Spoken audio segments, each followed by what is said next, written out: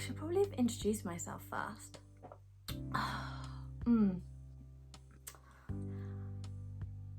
I can't remember what I was saying. I'm just not cut out to be a YouTuber.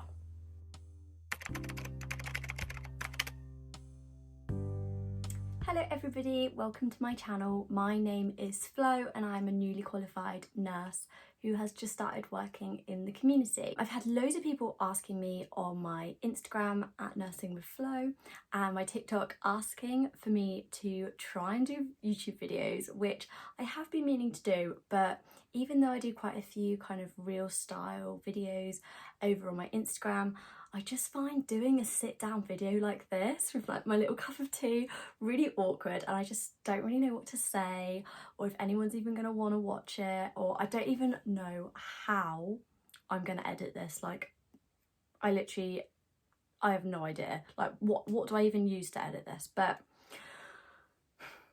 we're manifesting that it's going to be a great video. So I thought for my first video I would just do a little casual Q&A, just answering some of your questions about kind of how I got into nursing and why I chose to do it. And yeah, I just thought it would be a good icebreaker for my first video. It'll be quite a chill one.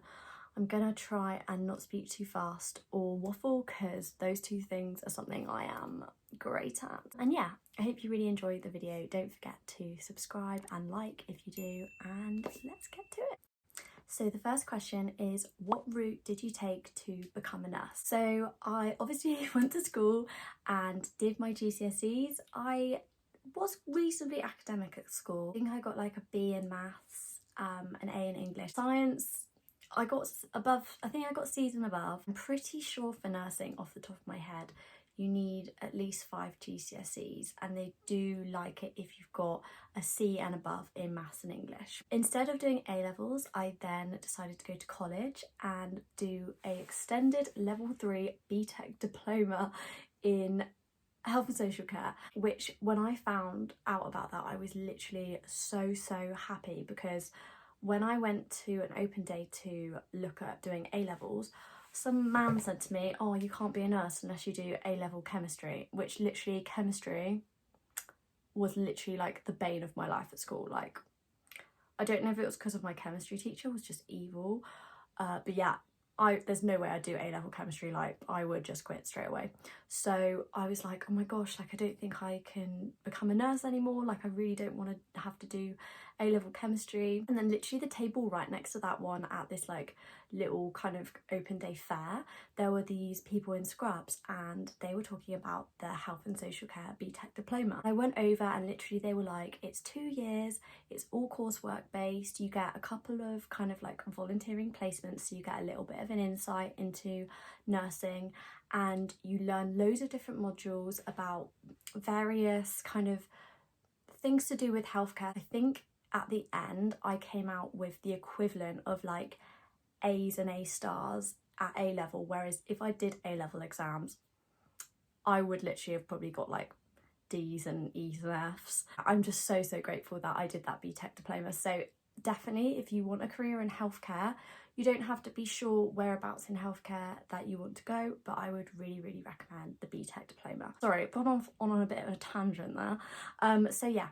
went to college, did a 2-year course, and then I actually applied at the University of the West of England in Bristol to do midwifery, which I did for 6 months, but then had a change of heart due to lots of different reasons. I will do a separate video about this down the line, but I just realised it just wasn't quite for me, and it was the first year that they'd taken away the bursary, so we were getting all of that debt, and I just thought I need to be certain that the degree that I'm doing is the right one for me, and that down the line, if I have a change of heart in what career I want within healthcare, I've got a few more broader options. So I actually switched degrees and I started doing adult nursing, I think September 2018. Then I did my degree for 3 years and literally graduated this summer, although we didn't actually get a graduation.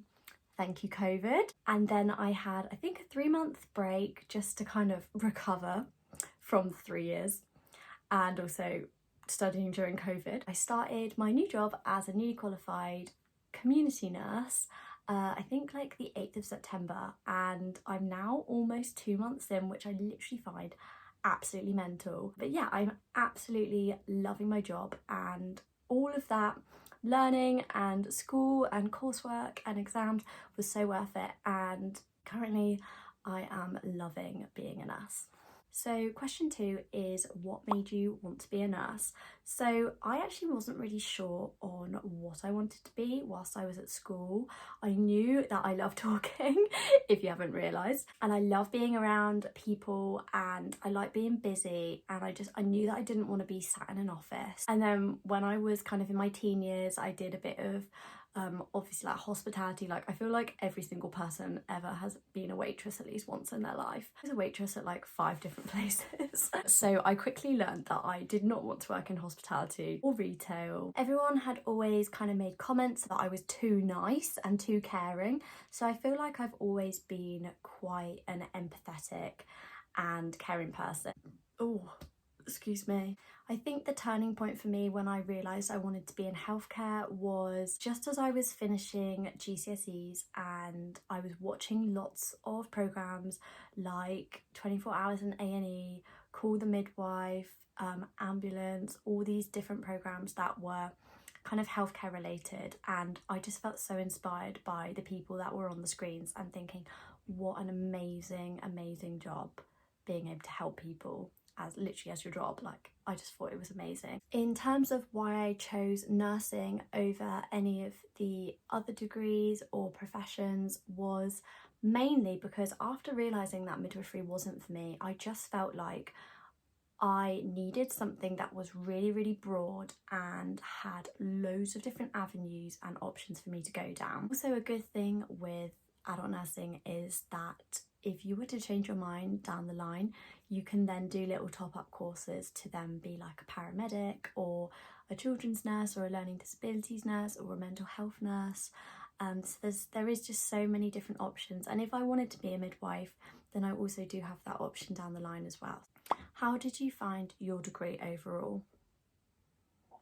So overall, I would say that I am really glad I did my degree. At the time when I started, that was literally the only route into nursing. So I didn't really have much choice when it came to whether I could do a degree or not. I would definitely say it was the hardest 3 years of my life, although my life has not been very long and I am only 23. I'm sure there's probably going to be lots of hard moments in the future. But yeah, in all seriousness, it was really hard. However, it's doable, and if I can complete it and do it, then 100% other people can. Time management and organisation is such a big thing with a healthcare degree, and just trying to juggle placement, which we don't get paid for, so that's a whole other kettle of fish that just makes it even more difficult if you're working full-time for free. So yeah, placement, trying to do your theory, trying to look after yourself, also trying to have a job on the side if you can't afford uni, which a lot of people can't, trying to have a social life, see your family, see your friends. For me personally, the academic side of it wasn't too bad. I would say it was kind of what I expected. I feel like there was a lot less support than I thought there would be, especially with things like academic writing and referencing.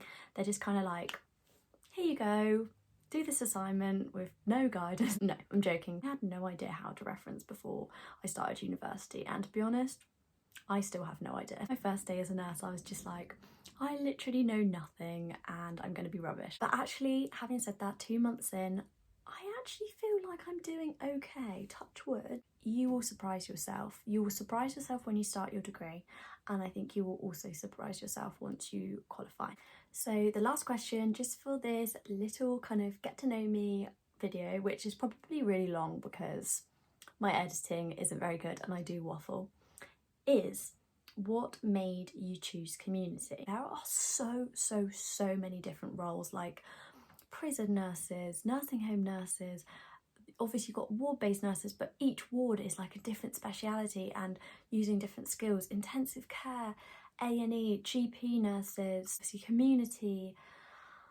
The list is endless, I just can't think of any more right now. I did actually have a community placement in second year, although it was only 3 weeks long.